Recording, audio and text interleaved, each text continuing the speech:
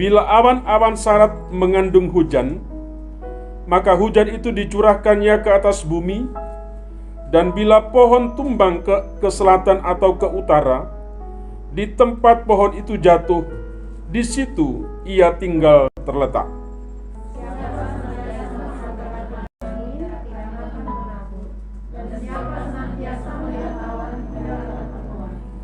Sebagaimana engkau tidak mengetahui jalan angin, dan tulang-tulang dalam rahim seorang perempuan yang mengandung, demikian juga engkau tidak mengetahui pekerjaan Allah yang melakukan segala sesuatu.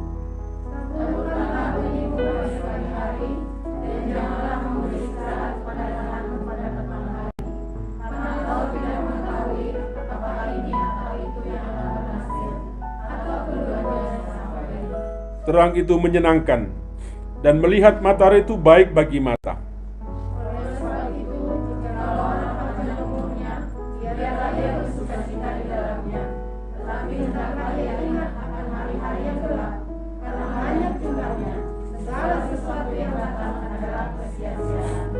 Amin. Saya ingin mengajak kita merenungkan di dalam ayat yang keempat. Dikatakan, siapa senantiasa memperhatikan angin tidak akan menabur, dan siapa senantiasa melihat awan tidak akan menuai. Ya. Siapa senantiasa memperhatikan angin tidak akan menabur, dan siapa senantiasa melihat awan tidak akan menuai. Bapak Ibu Saudara dikasih Tuhan, ada sebuah hukum yang berlaku dalam kehidupan kita. Hukum itu adalah hukum tabur tuai. Hukum menabur dan menuai itu tidak hanya berlaku dalam dunia pertanian.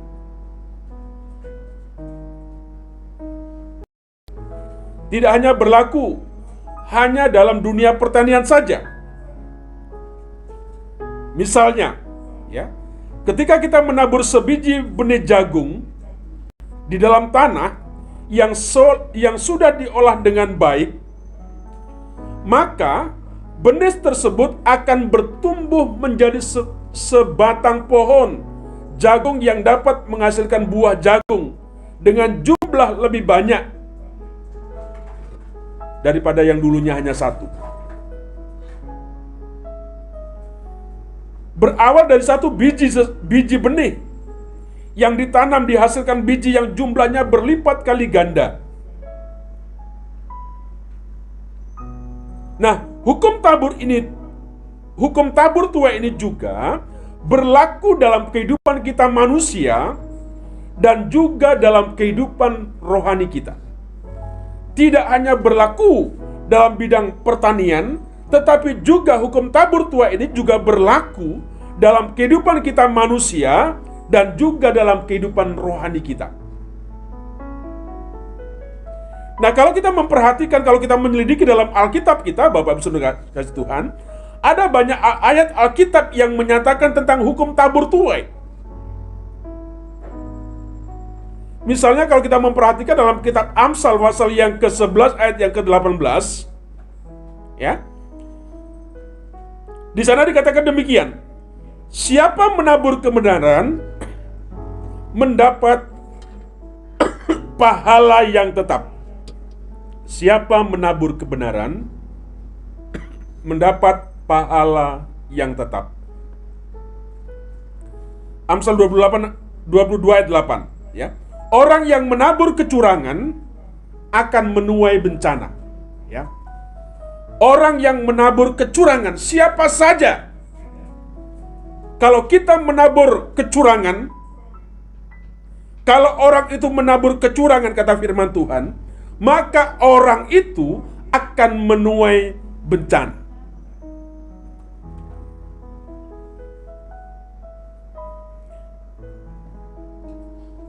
Galatia pasal 6 ayat 8. Ini kutipan tentang hukum tabur tuai, ya, yang ada dalam Alkitab. Galatia 6 ayat 8. Barang siapa menabur dalam dagingnya, ia akan menuai kebinasaan dari dagingnya.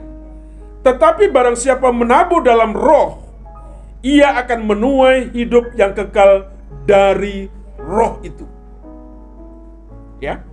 Tadi saya katakan bahwa hukum tabur tuai ini tidak hanya berlaku dalam dunia pertanian, tetapi juga dalam kehidupan manusia dan juga dalam kehidupan rohani kita.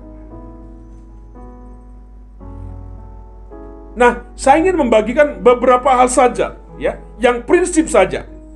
Nah, dalam hukum tabur tuai ini, Bapak Ibu Saudara, mari harus kita perhatikan prinsipnya apa.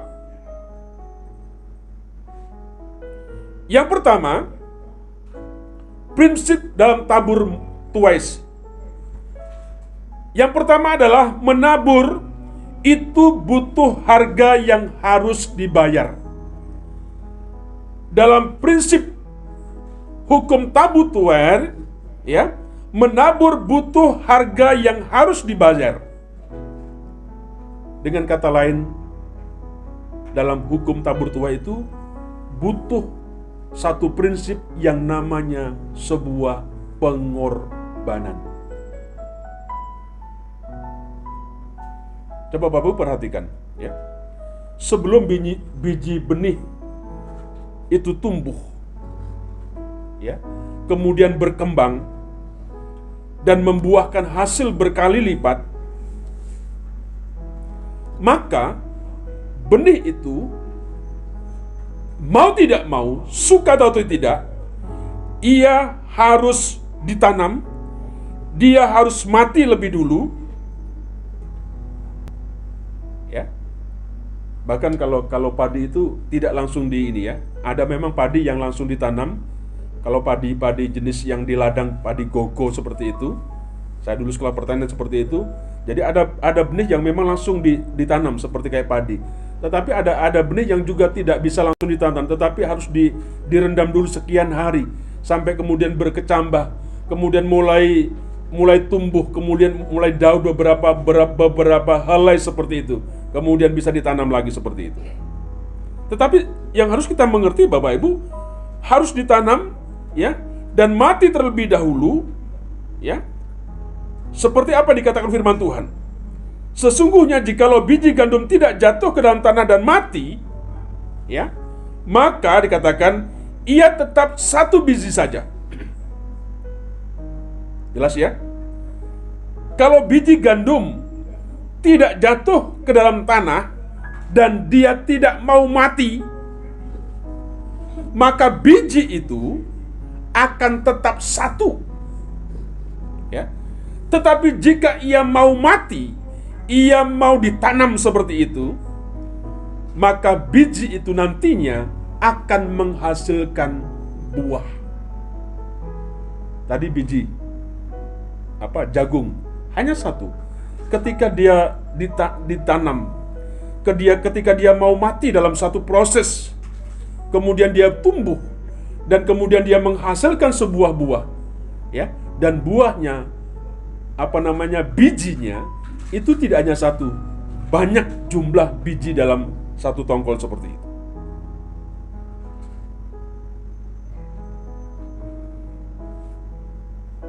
Bapak Ibu, sekali lagi, dalam hukum tabur tuai itu satu prinsip yang kita harus mengerti yang namanya pengorbanan.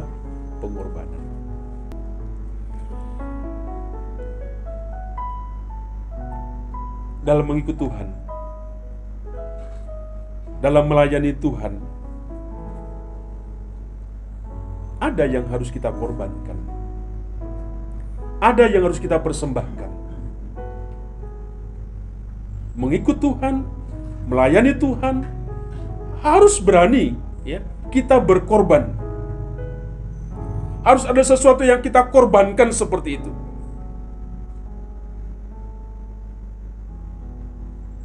Bapak Ibu ingat apa yang dikatakan dalam Markus pasal yang ke-10 ayat 29-30, ya. Di sana dikatakan demikian, ya.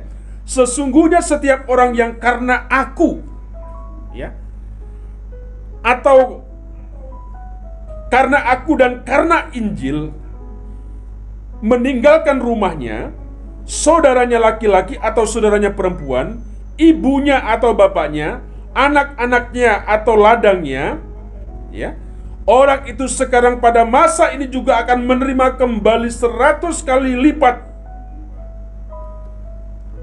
rumah, saudara laki-laki, saudara perempuan, ibu, anak dan ladang, sekalipun disertai berbagai penganiayaan, dan pada zaman yang akan datang ia akan menerima hidup yang kekal. Dalam kita mengikut Tuhan, dalam kita melayani Tuhan, butuh yang namanya sebuah pengorbanan.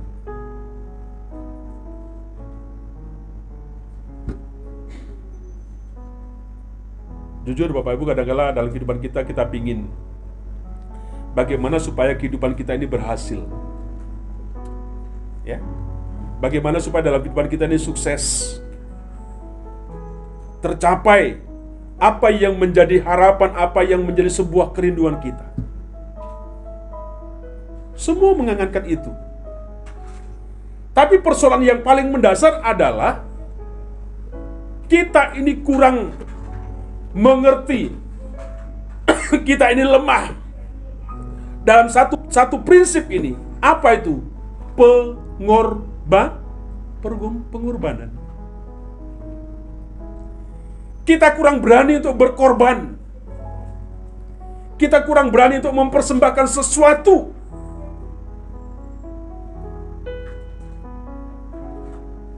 Tapi minta sesuatu hasil yang apa? Yang besar, yang enak. Mana ada? Ya. Bagaimana kita di tempat ini nyaman, ya, dingin, sejuk, enak seperti itu. Harus ada harga dibayar, butuh pengorbanan. Ya. AC kita sudah berbagi satu, harapannya supaya dingin, supaya kita nyaman, kita tidak gerah, tidak panas seperti itu.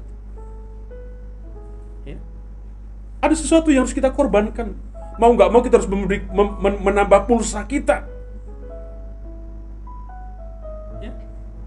Dingin, tapi tidak ada sebuah sarana dari mana. Rumah kita pingin sejuk, pingin nyaman, mungkin tidak kita pakai AC. Adakah pohon yang kita tanam di sekeliling kita supaya teduh, supaya nyaman seperti itu?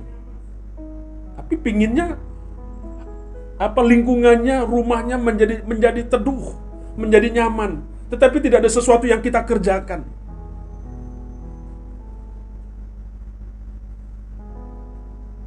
Ya. Nah, Bapak Ibu Saudara dikasih Tuhan, kalau kita ingin berhasil dalam pelayanan kita pun, kita harus rela berkorban waktu kita, ya, menabur tenaga kita, pikiran kita, materi kita, menanggalkan ego kita, menanggalkan manusia lama kita.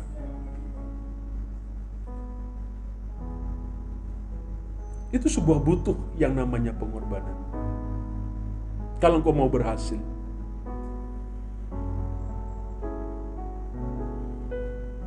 Tidak dengan diam-diam, kemudian saudara bermimpi mendapatkan sesuatu. No. Tidak akan pernah terjadi, hanya mimpi saja di siang hari, siang bolong kau bermimpi sesuatu seperti itu. Ya, Bapak Ibu, ingat, ya, apa saja kita harus rela berkorban.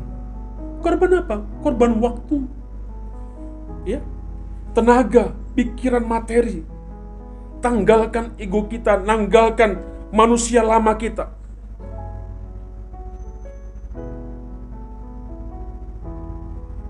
Kalau kita pingin menuai, ya, sesuatu yang harus kita terima, maka mau tidak mau kita harus menabur.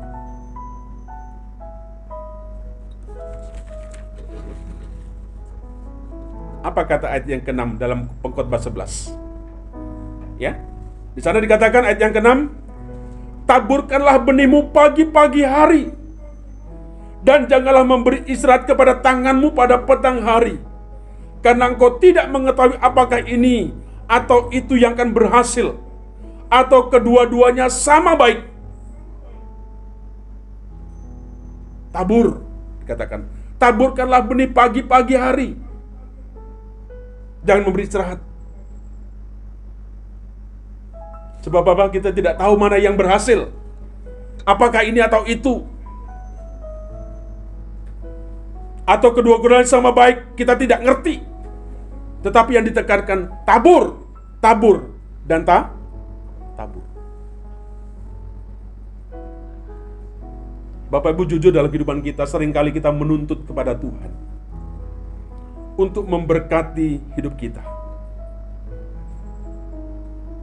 Tapi persoalannya, seringkali kita juga tidak mau taat untuk melakukan apa yang menjadi kehendaknya.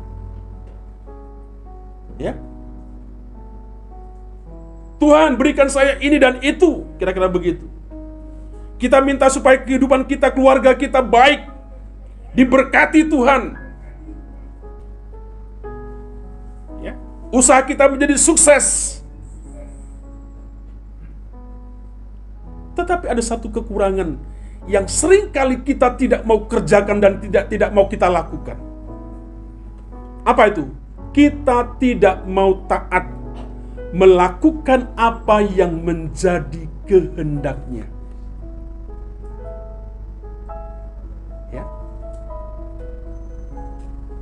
Bapak Ibu, sering kita berkata bahwa Tuhan tahu keadaanku, Dia ngerti saya. Ya. Tapi kita tidak mau mengerti apa yang Tuhan mau dalam kehidupan kita. Orang lain saja yang mau mengerti kehidupan saya. Tapi kita juga tidak mau mengerti bagaimana kehidupan orang lain seperti itu.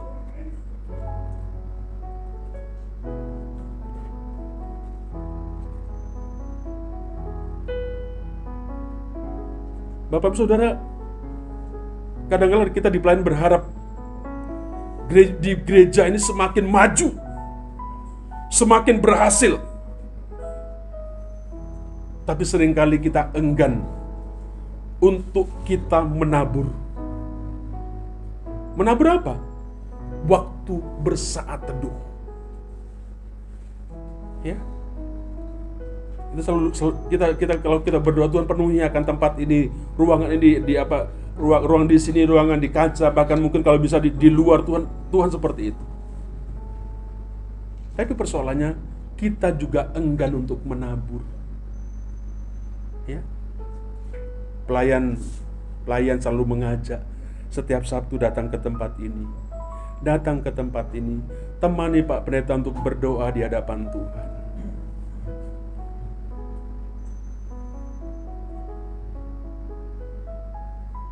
Ya.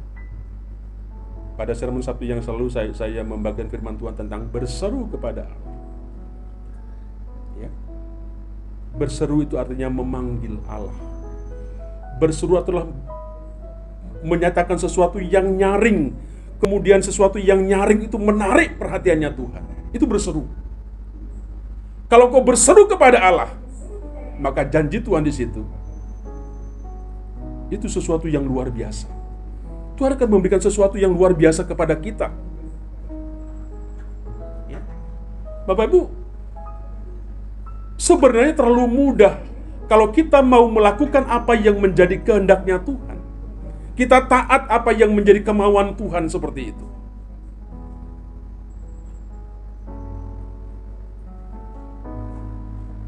Apakah kita menabur untuk kita selalu bersaat teduh? Apakah kita menabur untuk kita membaca firman Tuhan, saya ingin bertumbuh? Apakah kita mau menabur untuk kita membaca firman Tuhan? Apakah kita mau merenungkan firman Tuhan? Apakah kita mau sungguh-sungguh mempersiapkan, ya? Kalau kita mengajar sekolah minggu, apakah benar-benar kita mau menabur, sungguh-sungguh menyiapkan materi apa saja untuk anak-anak kita?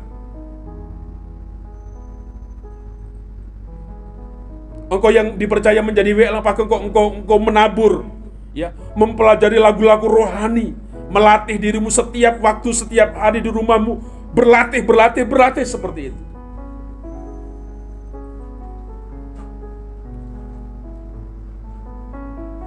Pingin kita menjadi seorang pemimpin pelayan yang baik, tapi kita tidak berani untuk berkorban. Kita tidak berani untuk menabur sesuatu. Ya.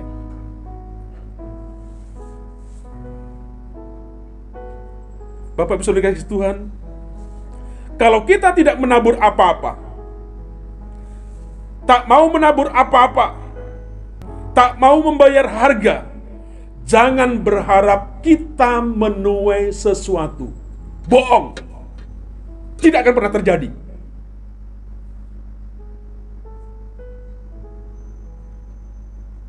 Jangan iri kenapa orang itu begini, begitu. Jangan iri. Ya. Kenapa mungkin mereka lebih baik? Mungkin tidak secara materi, tetapi mungkin hidupnya lebih rasa lebih baik, lebih tenang, lebih nyaman daripada kita. Atau mungkin ada orang yang dipercaya lebih oleh Tuhan dengan harta, dengan sebuah materi, dengan sebuah kedudukan, dengan sebuah jabatan. Kenapa saya tidak? Tanya dalam kehidupan kita. Adakah sesuatu yang kita tabur? Adakah sesuatu yang kita korbankan untuk sesuatu yang kita mau seperti itu? Kalau tidak, Bapak Ibu, selama engkau hidup, engkau tidak akan mengalami sebuah perubahan. Dan engkau akan menjadi orang-orang yang stagnan. Saya tidak bernubuat, tetapi itu ya kebenaran yang dikatakan firman Tuhan.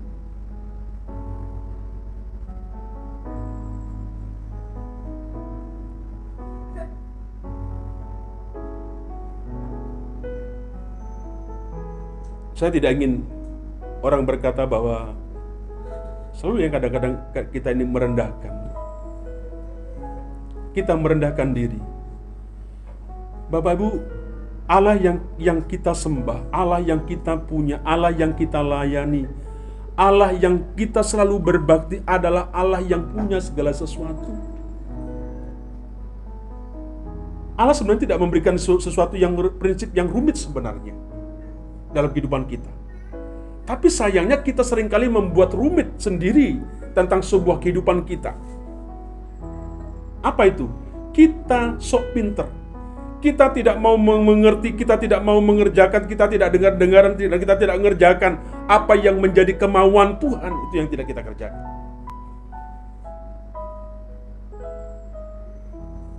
Ingat Bapak Saudara, jika kita tidak menabur apa-apa, kalau engkau tidak mau menabur apa-apa, engkau tidak mau membayar harga, jangan berharap engkau akan menuai sesuatu. Apa saja seperti itu. Dan jangan pernah kemudian saudara iri. Kenapa orang itu begini? Kenapa dia begini?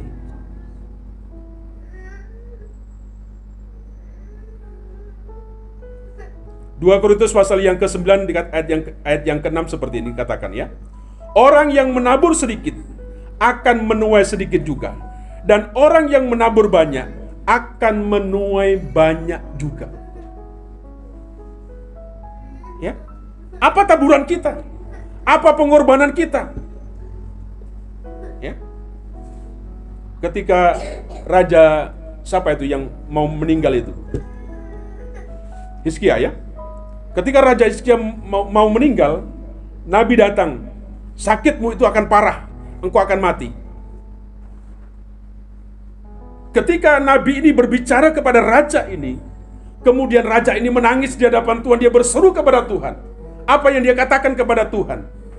Dia mau berkata, Tuhan, ingatlah apa yang aku kerjakan untuk hambamu, untuk rumahmu, tempat ibadahmu seperti itu.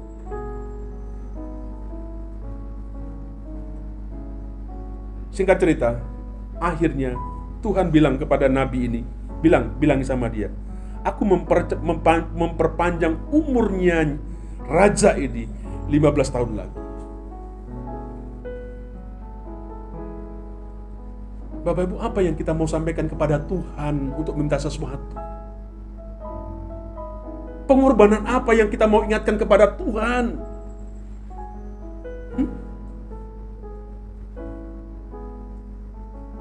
Apa yang kamu lakukan? Mungkin kalau kita bisa bahasakan dengan dialog kita, kamu minta? Kamu minta? Tidak ada sesuatu yang kukerjakan, kau mau minta?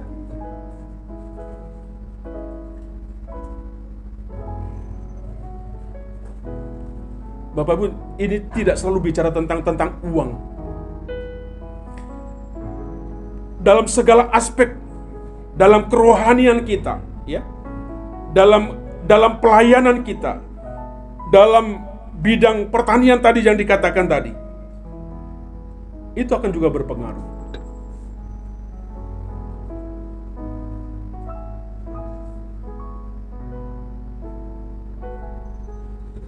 Jadi kalau kita ingin menuai, kita harus mau berkorban.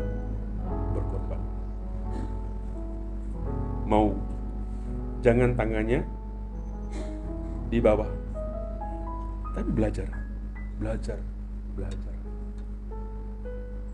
Bukan masalah besar atau kecil, tidak, tapi seberapapun dikatakan.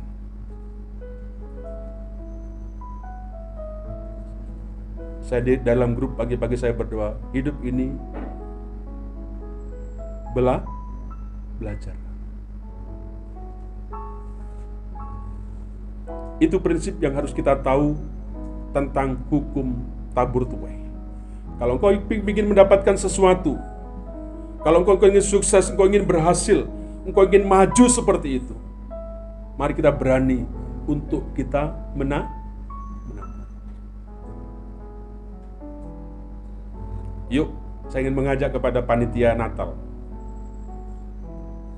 Kita canangkan 30 sekian. Bisa nggak ya kita kumpul 30 juta? Bisa. Kalau panitia ini mau berkorban, mau bayar harga seperti itu. Apa itu, Pak? Uang? Tidak. Paling tidak seruan kita di hadapan Tuhan, tangisan kita di hadapan Tuhan, Tuhan bisa gerakkan siapa saja untuk bisa dia memberi seperti itu. Ya. Masa kayak Valen begini, Bali dia bisa datang, bisa pergi ke Bali. Masa 1 juta untuk Natal nggak bisa? Terlalu kecil. Tapi butuh orang-orang yang nangis di hadapan Tuhan, bilang sama Tuhan, oh iya ya, saya nggak punya, saya nggak ada, ya sudah, sampai mati kamu akan seperti itu. Nggak punya, Tuhan kita punya.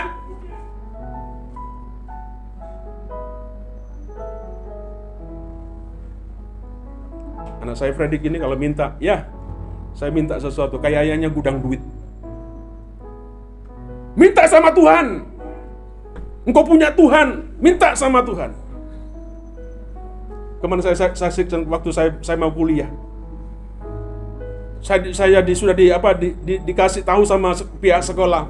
Pak Adi kalau mau masuk sekolah harus bayar pendaftaran sekian, harus bayar ujian satu tahun sekian. Buset dah, sekian juta. Saya berkata sama Tuhan, Tuhan aku gak punya duit, gak usah sekolah-sekolah Tuhan. Daripada 6 juta aku lebih baik teruskan aku bangun di sana kalau ada duit. Aku cukup, aku belajar dengan Tuhan. Bapak Ibu, Tuhan itu luar biasa. Ada caranya Tuhan membuat kita ini dipenuhi dengan apa yang menjadi kerinduan kita. Saya berkata kalau memang Tuhan menghendaki saya harus sekolah lagi, Tuhan, ya sediakanlah bagi saya. Dan puji Tuhan, akhirnya sudah saya bayar uang kuliahmu, kamu ikut kuliah. Ya, Bapak Ibu, enak ya? Oh tidak, kita ada sesuatu yang kita korbankan seperti itu. Jangan kemudian tiba-tiba kita menjadi enak-enak ya. No. Saya ingat perkataan waktu saya dengan Pak Pendeta Mesak yang GBI ada battle yang di Cikampek. Waktu itu masih saya awal-awal di tempat ini.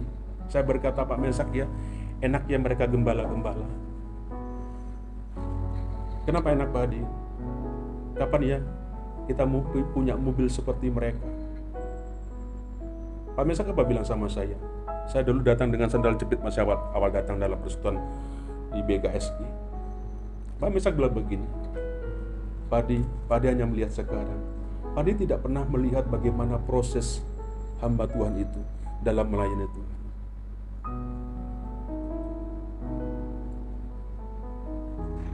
Ya, Bapak Ibu,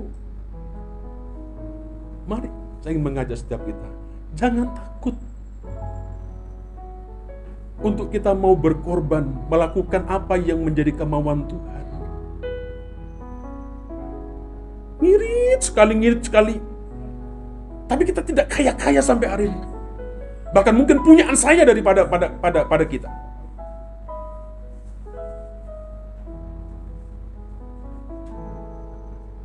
Ya, Bapak Ibu, lakukan saja. Engkau tidak melakukan kepada manusia, engkau melakukan kepada Tuhan. Engkau meminutangi Tuhan, engkau menabur untuk sesamamu, ya, untuk pekerjaan Tuhan. Engkau melakukan untuk Dia, bukan untuk siapa-siapa. Kalau kau berani berkorban, maka kau akan pasti menuai sesuai dengan apa yang kau tabur. Ayat tadi kutipan khusus jelas. Kalau kau menabur dalam kedagingan, kalau menabur ini, menabur jahat dan sebagainya, maka hasilnya seperti itu. Yang terakhir, saya nggak banyak-banyak. Prinsip yang kedua, dalam hukum tabur tuai, yang prinsip yang kedua itu ada waktu untuk menunggu. Ya, ada waktu untuk menunggu. Seringkali kadang-kadang kita maunya instan, maunya cepat. Ya. Nah, ketika kita menabur, tidak mungkin seketika itu akan menuai. Benih yang ditanam butuh waktu untuk tumbuh dan berkembang, dan barulah menghasilkan sebuah buah.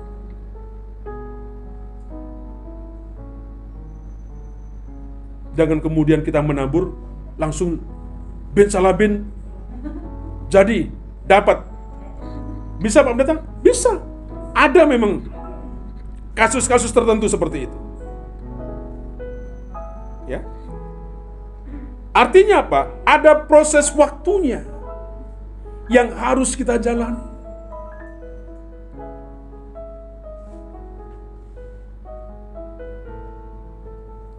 Dari dulu kita di sini 24 tahun kita selalu berdoa sama Tuhan, Tuhan, aku pingin punya Tuhan tempat ibadah di tempat ini. Tuhan, dan seperti itu kira-kira. 24 tahun seruan kita di hadapan Tuhan. Tapi pada waktu itu Tuhan tidak nyatakan. Tuhan tidak langsung memberikan itu kepada kita di tempat ini. Bapak Ibu, ada sebuah proses waktu untuk kita ini menunggu.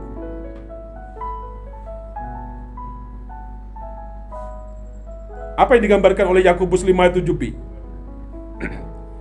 Ya, sesungguhnya petani menantikan hasil yang berharga dari tanahnya, dan ia sabar, perhatikan ya, sampai telah turun hujan musim gugur dan hujan musim semi.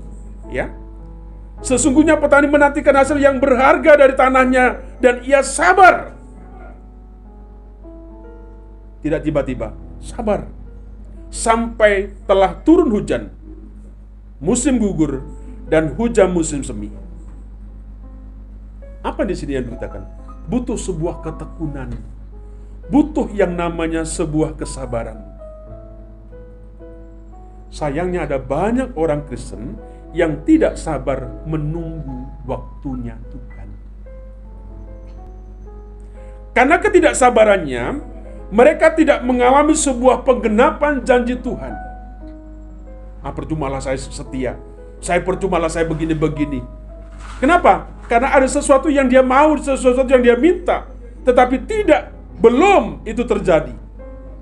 Kemudian kita sedikit demi sedikit, langkah kita, mulai kita berbalik. Mulai kita kemudian kita meninggalkan kepada Tuhan. Kenapa? Karena mungkin ada sesuatu yang kita minta. Kita tidak sabar seperti itu.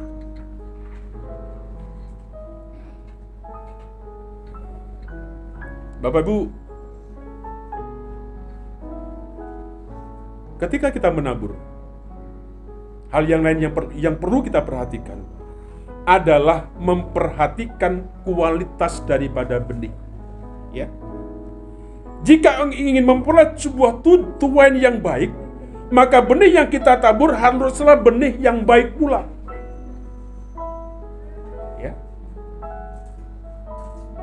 Ya, kalau kita memberikan tenaga pikir apa saja yang memang sungguh-sungguh. Jangan dengan gerutu, jangan dengan makian, jangan dengan cemoh, omelan dan sebagainya. Ya. Itu benih, berikan benih yang baik. Punya kualitas benih yang baik yang kita harus taburkan seperti itu. Sebaliknya kita pasti akan menuai sebuah keburukan bila kita juga tabur adalah hal-hal yang jahat, hal-hal yang tidak baik.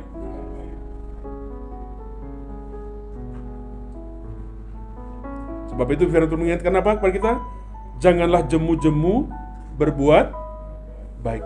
Jangan jemu-jemu berbuat baik, karena apabila sudah datang waktunya, kita juga akan menuai. Jika kita tidak menjadi lemah. Kalau kita lemah, kalau kita tidak tekun, kalau kita tidak sabar, maka kita tidak akan menuai.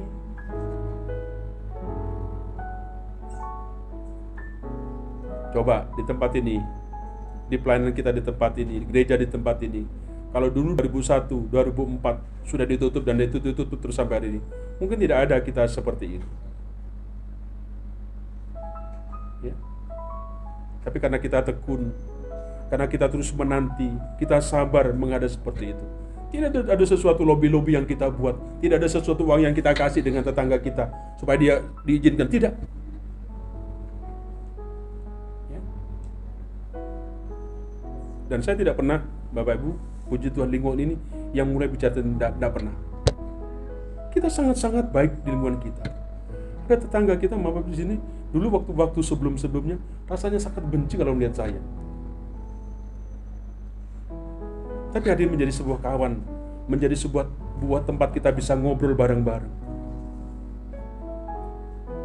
Ya, Bapak Ibu, ini yang mengingatkan kepada setiap kita. Perhatikan kualitas benih yang kita tabur. Jangan sembarangan, jangan asal-asalan. Mari kita persembahkan yang baik seperti itu.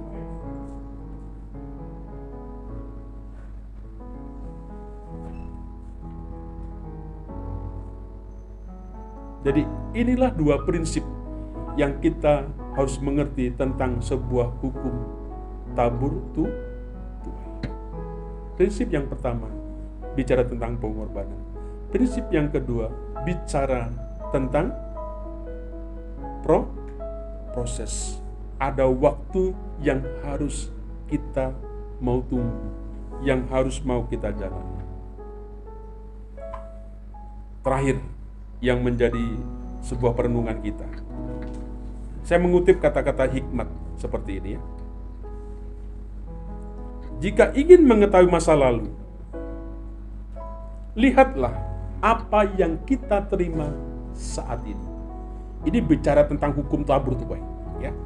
Jika kita ingin mengetahui masa lalu, lihatlah apa yang kita terima saat ini. Apa yang kita terima saat ini, itu adalah sesuatu yang di masa lalu. Hari ini yang kita dapatkan.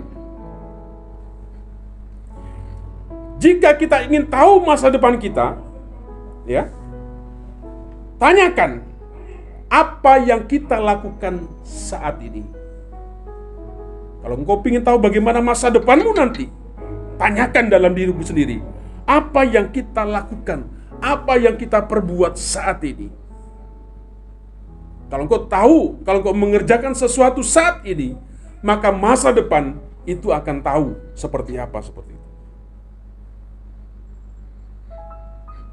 Ingat, kita menuai dari apa yang kita tabur. Kita menuai apa yang kita tabur.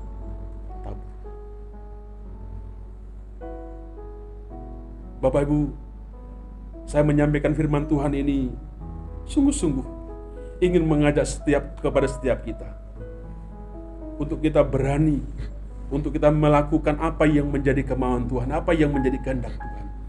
Jangan lama-lama engkau berdiskusi, engkau merenungkan, jangan cepat putus. Aku mau mengerjakan, aku melakukan seperti itu. Bukan dalam prinsip ya, kita ini senang yang seringkali diajarkan oleh yang lain selalu bicara upah. Tidak. Ada sebuah lagu, entah aku disembuhkan atau tidak, entah aku diberkati atau tidak, aku akan tetap menyembah kepada Tuhan.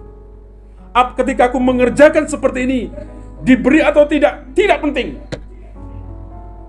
Tetapi aku mau kerjakan karena cintaku, kasihku kepada Tuhan. Ini kasih yang sejati. Orang lain mungkin menolak kita, tidak mau dengan kita. Mungkin dia protes dengan kita. Tapi bisa melihat bagaimana kesungguhan dia, kesetiaan dia, kasih dia ditunjukkan sungguh seperti itu. Saya percaya Bapak Ibu, kembali lagi, kalau bicara tentang 30 juta untuk dana yang kita butuhkan, saya berkecil. Kecil. Tapi persoalannya, apakah kita punya prinsip? Apakah kita berani menabur untuk sesuatu? Ya, untuk pekerjaan Tuhan, di keluarga, dan sebagainya. Sekali lagi, menabur dalam daging, menuai kebinasaan. Menabur dalam roh, menuai hidup yang kekal. Silakan saudara memilih, bebas. Tapi ada sanksinya. Kalau engkau tidak mau menabur apa-apa, tidak melakukan apa-apa, jangan harap engkau menuai. Omong kosong. Tidak akan pernah terjadi. Mari kita tunduk kepala, kita berdoa.